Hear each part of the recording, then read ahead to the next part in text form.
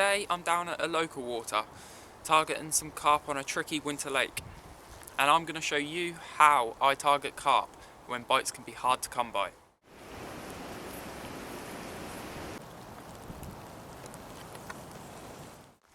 And the first thing I have noticed is there's like no movement at all. I've done a few laps, I've stood in one swim for about half an hour, and I haven't seen a thing at all, so I'm just going off. Last time I was here there was a few fish caught from the swim I'm in now across to the reeds, so I'm just going off that to start with, and if I see anything then we can move on to it. I've got a couple of ideas in mind, one being a little bit of a method feeder. That seems to do quite well on here with some pellet, so I'll end up putting my normal setup on and put some pellet around the weight and get them nice and tight to the reeds really. And I'll put the other couple of rods out on a heli, probably, most likely a heli setup, and I'll put them out, one to a little gully which is in the reeds and maybe one in the open. Just see what happens with the one in the open. If I see anything different then I'll move on to it, but at the minute I've got nothing to go off, so this is the swim that I've picked. I'm going to get myself set up and we'll come back to you then. The first thing I did do when I got here was soak some pellet. So I've got these pellets soaking, and then I'll leave them in there probably for another 15 minutes, and then I'll squeeze the excess water off them and they will be perfect to go round my weight. So this is the swim that I'm in. Bit of sun glare.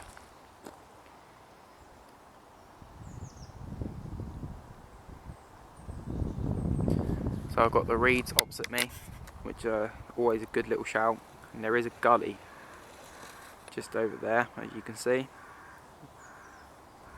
That's a popular place to be picked.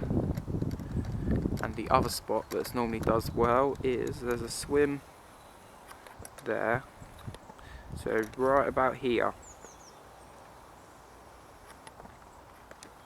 That is normally a good little spot, but there's nothing else to go on, so this is what I'm going on for now.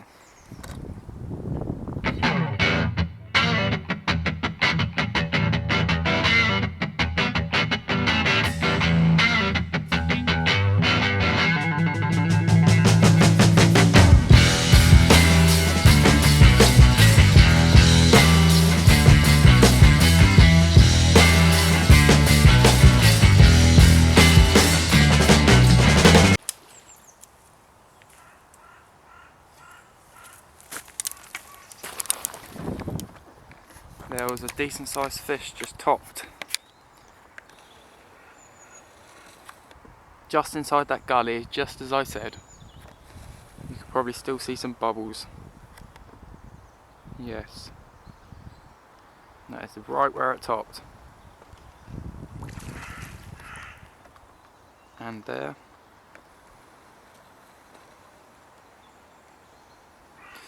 So I'm going to hurry up now and get one rod ready and just chuck a single straight over there and see what happens.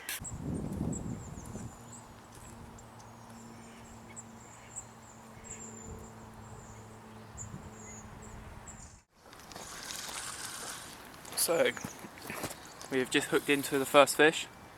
It's been out no more than probably 15 minutes probably. Get the camera angle correct. I can certainly see why people lose fish when they're recording.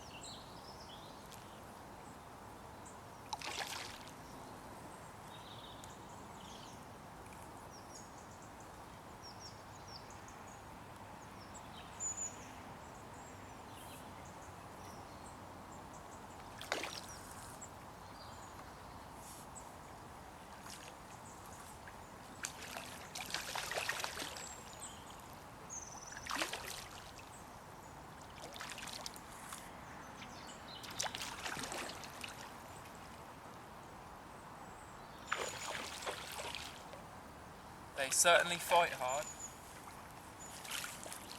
Not very big, but they fight hard.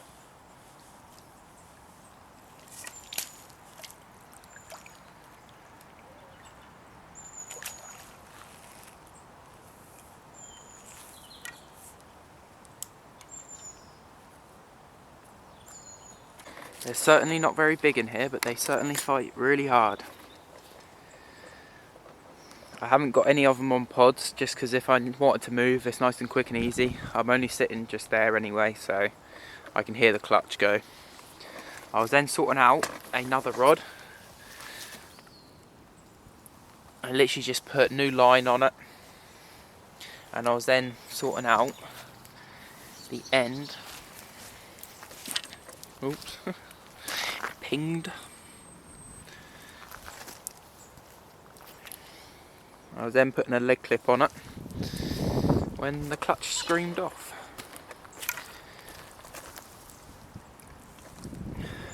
So we got our first carp in the net. So I'm going to get the unhook and max sorted, and then we'll come back to you then. And there we have it, a small carp. But on a cold day like today, that's all that matters. It's only probably about 6-7 pound, but on days like today, any fish will do. So that's come on a small pop-up on a spinner rig, put over to them reeds, and I've moulded a load of pellet around the weight, and I've got that fairly tight to the reeds. And no more than 15 minutes later, and it was ripped off. So we're going to get this one back and get the rod back out there and see if I can finish tying up that other rod as well. Perfect.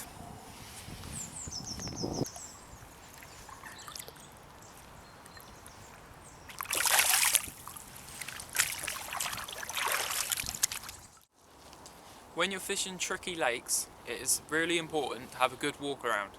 I cannot stress this enough. If you have a good walk around and you see some fish, during the winter time, the majority of the fish are most likely going to be shoaled up in one area. So if you see one fish, there's more than likely more than one there.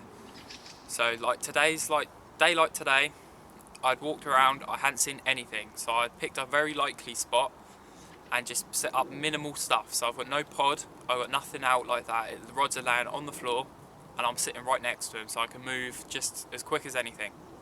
While I was setting up, I did see a couple of fish jump. I think it was the same fish, but still, it was a fish, it was a carp. So what I've done is flung a couple of singles right over towards it, and no more than 15-20 minutes later, the rod was away. So I cannot stress this enough. If you see fish, cast onto them, move. Doesn't matter how many times you move in a session, move to the fish. They're most likely all going to be shoaled up together. If the venue you're fishing allows for you to creep around the margins just to lower your rigging and fish from areas that aren't a designated swim, then sometimes that's a good idea as well. Quite often that you'll get fish shoaled up in areas, and as soon as you cast that lead in, they are gone. So sometimes it's a good idea, if you're allowed to, then you can do that as another option. The venue that I'm fishing today, you can only fish from designated swims. So with that being said, it's not possible for me to walk around the margins to lower rigs in. I have had a good little look, because we're allowed to still make our way through, but we're not allowed to actually fish from them. So there's a nice spot down the other end that would be a really good spot to fish from, but it's a bit of an out of bounds area really. You cannot get to it from any swim, so that's more of a safe haven for the fish. But if you're allowed to, then by all means, lower that rig in nice and carefully, a small handful of pellet over the top of it, and you most likely will be away. On days there you just cannot catch anything else from the swims. Today's weather forecast is not meant to be the best. It's meant to start raining at 2 o'clock, and the time right now is now 11, and it's already starting to rain, so the sky don't look the best. It's meant to be quite heavy, so we'll see how that one ends up playing out. But for now, we'll keep pushing through and hope for a couple more bites. But I'm hoping to be out of here by 2 o'clock. It's meant to absolutely hammer it down until, I think it was like 5 o'clock. So I have got a bivvy with me, but I'd rather not have to set that up. But we'll see how it goes. If it gets too heavy, then I will have to walk back to the car and get the bivvy out. But we'll show you the rigs that we're using today and what's got the bite so far. It's a mix of pellet, and I'll show you that as well. I'm going to try and find a little bit of cover from some trees, get the cameras in the dry, because it's now starting to come down quite hard. The sky don't look too good. It looks like it's just going to carry on like this. So I might end up having to walk back to the car and grab the bivvy out. So I'm just going to cover everything up, get the cameras under some trees, and then once the weather passes by, or once I'm bivvy bound, then I'll show you the rig that I'm using and how I've caught the fish so far. And hopefully there'll be a few more to come before I call it a day. Right, so what I'm using on this session is a simple lead clip setup with just a 1.5 ounce lead on and a short rig. And on this rig is a pop-up with a hook and just a shot here just to pin it down. I'm not normally one for using shots, but on this rig I do prefer having a shot, and that shot is pretty close to the hook. It's just so that it doesn't sit like that off the bottom. So instead of it sitting like that, it should sit just off the bottom. So that is what I've gone for. And wrapped around this lead is pellet. And the pellet that I'm using is just a mix of pellets, mix of different size pellets. And there's bloodworm pellet, hemp pellet, and a few other different kinds of pellets as well. So that just gives a little bit of colour and something a little bit different. And it has got a bit of a different smell to normal pellet as well, which I presume is probably from the other types of pellet, the bloodworm pellets, the hemp pellets. But it has got a slightly different scent to it. But all I've done is soaked it in water for about 15 minutes, and then I've drained all the water out so that it balls up nicely like this. So all I'll be doing is getting a piece, probably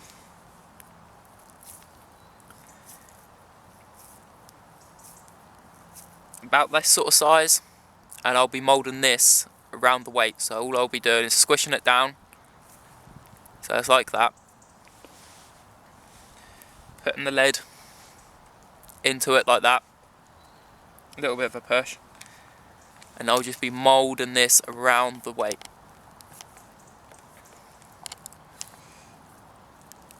It's a little bit finicky because it does like to fall off. But you can get the proper weights for doing this with it. But I've never had a problem with just using a normal weight. Sometimes I will use like an actual feeder, a method feeder, but I've never had a problem with doing just that. With a proper method feeder, obviously, the rig will sit inside the ball, pretty much like that. But I found if you do that like this, you're going to get tangles. If you do it like that, you're most likely going to end up with a few tangles where the line is just all over the place. So I tend to keep it off so that it's just hanging like that, and that will land on the bottom, not too far away from it. You would get a few more bites possibly if you was to fish it inside it, but I think you got more chance of it being tangled, so I'd rather have it like this where it's not sitting directly on top of the pellet, but I know this way it's not tangled. There's a time and a place for using method feeders, but while I'm still getting bites like this, I'd rather leave it like this. We've got some really dark rain clouds coming over the top of us now, so the rain is definitely upon us. So I'm going to start packing up and get packed up and out of here before that rain hits, because I don't fancy packing up in rain again and having everything soaking wet and having to be dried out at home. So I'm going to get myself packed up get to the car where it's nice and warm, and start making my way home.